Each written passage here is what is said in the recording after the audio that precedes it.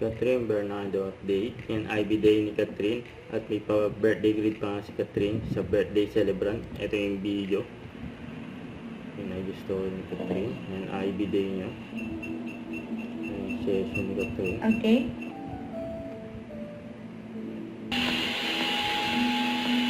Yan, nakutis artista. Yan, tapos na ang kanyang session sa IB.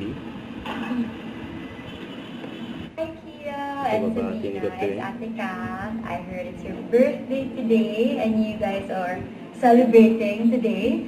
So happy birthday. I hope you had a wonderful celebration with your loved ones and friends, especially your family. Always be good. Alam ko naman mababait kayo, but you always take care of your mom as well, look after her. And also, you study well and take care of each other, kayong magkapatid.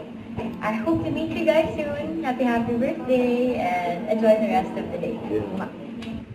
Don't forget, subscribe, click the notification bell for my update. This is Sweet Short Reaction Love. Stay tuned for more videos. See ya.